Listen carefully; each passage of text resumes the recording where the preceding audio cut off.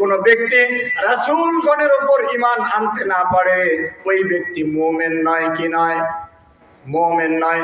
সূরা বাকারা ৩য় আয়াতে আল্লাহ রাব্বুল আলামিন বলেন, আল্লাযীনা ইউমিনুনা বিল গায়বি ওয়া ইউকিমুনাস সালাতা ওয়া মিম্মা রাযাকনাহুম ইউনফিকুন।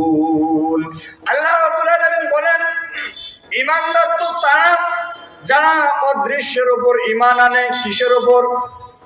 অদৃশ্যের উপর ঈমান আনে। অদৃশ্য কি?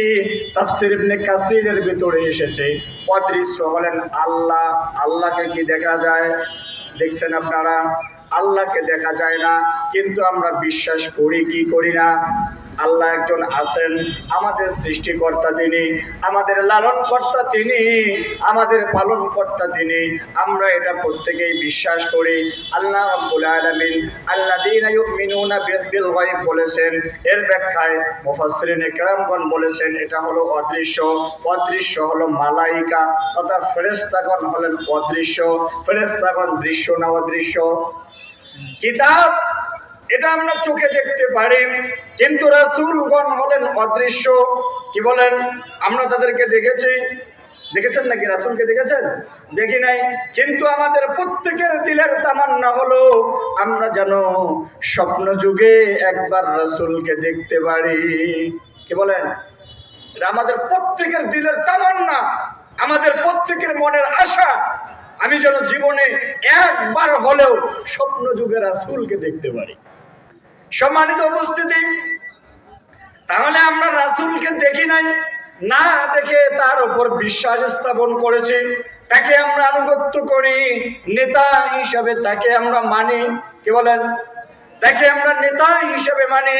তিনি যা বলে গিয়েছেন তা আমরা পালন করি, তিনি যেগুলো দেখিয়েছেন সেগুলো আমরা পালন করি, তিনি যে পথ দেখিয়ে গিয়েছেন সেই পথে আমরা আমাদের জীবন অতিবাহিত করতেছি।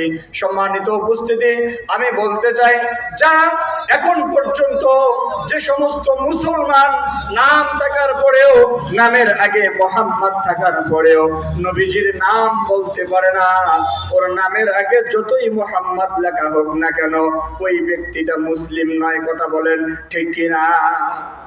হাসরের মাঠে আল্লাহ রাব্বুল আলামিন বান্দাকে ক্ষমা করার জন্য ওসিলা তালাশ করবে। কাকে যে কোন ওসিলায় আল্লাহ মাফ করবে এটা কেউ জানে না। কে বলেন? আল্লাহ রাব্বুল আলামিন শুধু বান্দাকে ক্ষমা করার জন্য ওসিলা তালাশ করবে। প্রিয় উপস্থিতি, আল্লাহ রাব্বুল আলামিন যদি